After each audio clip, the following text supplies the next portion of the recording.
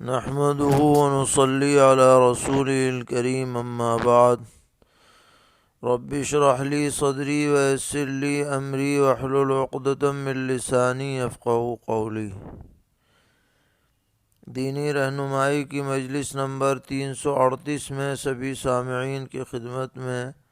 السلام علیکم ورحمۃ اللہ وبرکاتہ عرض ہے۔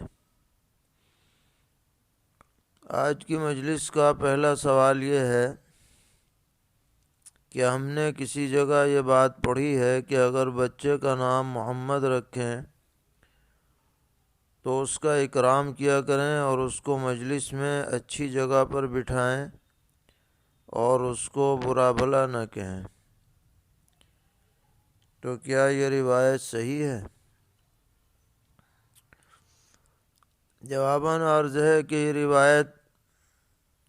خطیب بغدادی رحمۃ اللہ علیہ نے تاریخ بغداد میں نقل کی ہے، لیکن سنداً نہایت ضعیف ہے، اس لیے اسے بیان نہ کیا جائے، اور اگر یہ روایت صحیح بھی ہو تو اس کا مطلب یہ ہوگا کہ جس بچے کا نام محمد ہو اس کو اس انداز میں مخاطب نہ کیا جائے جس سے نام محمد کی بے ادبی کا شائبہ پیدا ہوتا ہو، لیکن اگر ضرورتاً اس کی تنبیہ کی جائے یا تادیب کی جائے اس انداز میں کہ جس سے نام محمد پر کوئی اثر نہ پڑے یا اس کی بے توقیری نہ ہو، تو شرعاً اس میں کوئی حرج نہیں ہے۔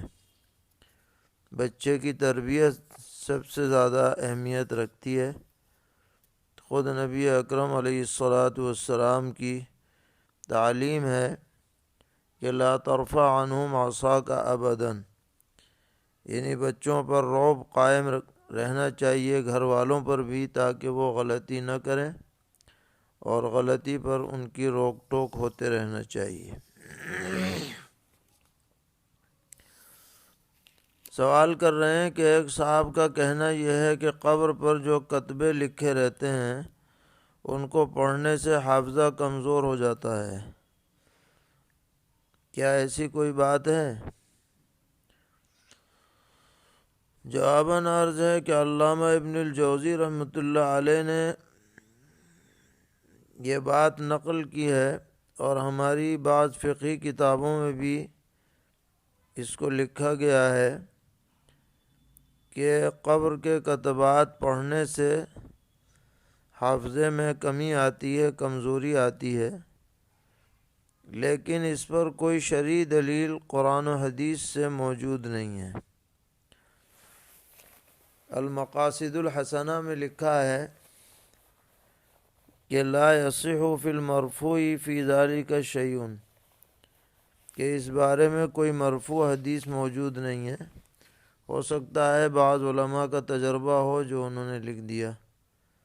اس لیے اس پر یقین نہیں کیا جائے گا۔ اور ظاہر ہے کہ جو کتبے لکھے جاتے ہیں وہ تو پڑھنے کے لیے لکھے جاتے ہیں، اگر اسے نہ پڑھا جائے تو اس کا فائدہ ہی کیا ہو سکتا ہے، اس لیے اسے حدیث نہ سمجھا جائے۔ سوال ہے کہ ہم نے سنا ہے کہ 3 کاموں میں برکت ہوتی ہے، نمبر 1 کپڑے کی تجارت،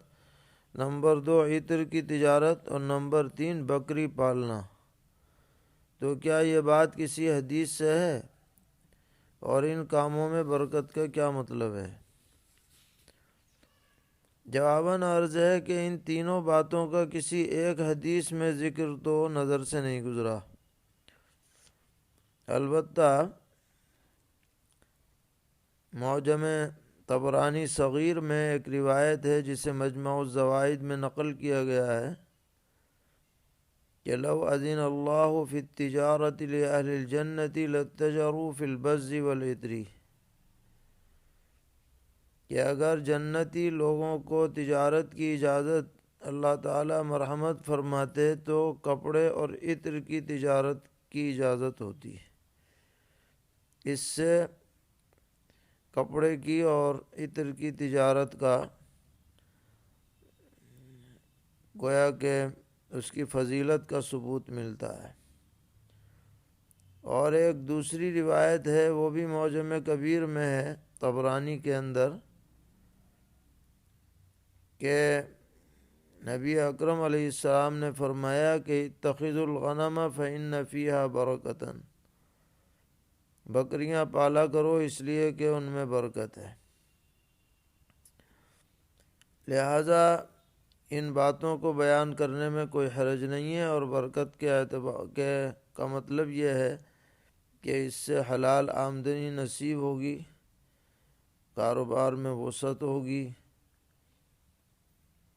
اور بکری کے اندر یہ بھی ہے کہ اس سے آدمی دودھ سے بھی فائدہ اٹھا سکتا ہے، اور اس کے ہاں نسل بھی زیادہ چلتی ہے، اس اعتبار سے بھی برکت ہے۔ تو الغرض یہ برکت کی چیزیں ہیں۔ سوال ہے کہ اگر کوئی کسی کے باپ بھائی کو قتل کر دے ناحق، تو کیا بدلے میں قاتل کو قتل کر سکتے ہیں؟ اگر مقتول کے وارثین نے قاتل کو قتل کر دیا تو کیا وہ گنہگار ہوں گے؟ جواباً عرض ہے کہ اسلام کا حکم یہ ہے کہ بدلہ لینے کے لیے اسلامی حکومت کا واسطہ ضروری ہے، از خود بدلہ لینا یہ صحیح نہیں ہے، بلکہ پہلے مقدمہ قائم کیا جائے، ثبوت پیش کیا جائے، اور پھر عدالت سے جو فیصلہ ہو پھر اس کا نفاذ ہو۔ جہاں واقعتاً اسلامی حکومت قائم ہے، جب وہاں اس بات کی پابندی ضروری ہے، تو جہاں غیر اسلامی حکومتیں ہیں وہاں بدرجہ اولیٰ از خود اقدام کی اجازت نہ ہوگی۔ اور اس کی ایک وجہ یہ بھی ہے کہ اگر لوگوں کو عام اجازت دے دی جائے بدلہ لینے کی، تو اس کا کہیں جا کر اس کی انتہا نہیں ہوگی، بلکہ یہ بدلہ در بدلہ جاری رہے گا اور خونریزی ہوتی رہے گی۔ اس لیے بیچ میں حکومت کا واسطہ ضروری ہوتا ہے۔ سوال کر رہے ہیں کہ نوافل کی جماعت کی ممانعت کی وجہ کیا ہے؟ جواباً عرض ہے کہ اس کی وجوہات میں سے پہلی وجہ تو یہ ہے کہ صحابہ کرام رضی اللہ تعالی عنہم سے اس کا اہتمام ثابت نہیں ہے۔ مبسوط سرخسی میں یہ بات لکھی ہے۔ دوسری وجہ یہ ہے کہ جب نوافل کی جماعت کو عام کر دیا جاتا ہے تو ایک غیر اہم چیز کو اہم بنانا لازم آتا ہے، اور جو اہم چیز ہے اپنے وقت پر اس کی طرف سے لوگوں کی توجہ کم ہو جاتی ہے۔ مثلاً رمضان المبارک میں تراویح کی جماعت یہ اصل سنت مؤکدہ کے درجے میں قرار دی گئی ہے، لیکن اگر اسی اہتمام کے ساتھ تہجد بھی ہونے لگ جائے گی تو لوگ تراویح کی طرف توجہ کم کر دیں گے اور اس کی طرف توجہ زیادہ کر دیں گے۔ یہ بھی ایک وجہ اس کی ہو۔ لیکن اگر 3-4 آدمی تک ہیں اور وہ جماعت کریں تو اس کی گنجائش دی گئی ہے، کیونکہ یہ خود پیغمبر علیہ السلام سے اس حد تک ثابت ہے۔ سوال کرتے ہیں کہ لا صلاۃ لمفرد خلف الصف، لا صلاۃ لمنفرد خلف الصف، اس حدیث کی روشنی میں ہمارا سوال یہ ہے کہ ہم کبھی کبھی فجر کی سنت امام کے پیچھے تنہا پڑھ لیتے ہیں، کیونکہ ہمیں بتلایا گیا ہے کہ سنت فجر کی بہت اہمیت ہے، اسے چھوڑنا نہیں چاہیے،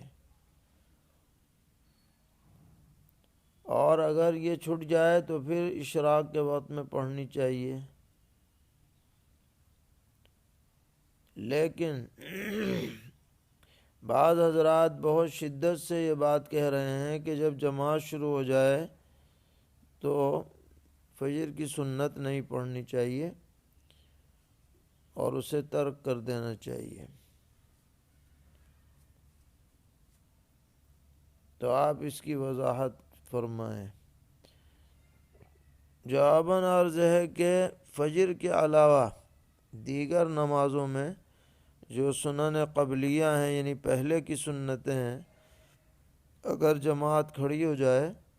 تو ان سنتوں کو چھوڑ دینا چاہیے اور بعد میں پڑھنا چاہیے۔ مثلا ظہر کی سنت ہے، اگر جماعت کھڑی ہو گئی تو آپ سنت کی نیت نہ باندھیں بلکہ پہلے فرض پڑھ لیں پھر بعد میں سنت ادا کر لیں۔ لیکن جو سنت فجر ہے اس کی بڑی تاکید احادیث شریفہ میں وارد ہے، اور پھر بعض صحابہ کرام اور تابعین رحمہم اللہ سے اس بات کا ثبوت ملتا ہے کہ یہ حضرات مسجد میں تشریف لائے، جماعت کھڑی ہو چکی تھی، اور پھر انہوں نے سنت فجر کسی کونے میں پڑھی جماعت سے دور ہٹ کر، اور پھر جماعت کی صفوں میں شامل ہوئے۔ تو ان حضرات کا یہ عمل بتلاتا ہے کہ حتی الامکان جب تک جماعت ملنے کا موقع رہے سنت فجر کو ترک نہیں کرنا چاہیے۔ لیکن ساتھ ساتھ یہ بھی معلوم ہوتا ہے کہ یہ سنتیں جماعت سے مل کے نہیں پڑھی جائیں گی، بلکہ اگر اندر نماز ہو رہی ہے تو باہر پڑھیں، کسی دور حصے کے اندر پڑھیں، کسی ستون کے پیچھے پڑھیں۔ جتنا جماعت سے مل کر کے قریب ہو کر کے سنتیں پڑھی جائیں گی اتنی ہی کراہت شدید ہوتی چلی جائے گی۔ حتیٰ کہ اگر کوئی ایسی مسجد ہے جہاں قریب کے علاوہ جگہ ہی نہیں رہی تو اب سنتوں کو ترک کر دیا جائے گا اور اشراق کے وقت میں پڑھا جائے گا جیسا کہ معمول ہے۔ سوال ہے کہ سسر کو باپ کہنا کیسا ہے؟ جواباً عرض ہے کہ سسر چونکہ اہلیہ کا باپ ہوتا ہے اس لیے مجازاً تو باپ کہہ سکتے ہیں، ابو کہہ سکتے ہیں، اور بھی کوئی لفظ بول سکتے ہیں، لیکن حقیقتاً باپ اسے نہ سمجھا جائے، حقیقی باپ تو ایک ہی ہوتا ہے۔ سوال کر رہے ہیں کہ جو معتدۃ الوفات ہے وہ کن کن لوگوں سے پردہ کرے گی؟ جواباً عرض ہے کہ اس کے لیے کوئی الگ حکم نہیں ہے، جو بھی نامحرم ہیں عدت میں غیر عدت میں ہر حالت میں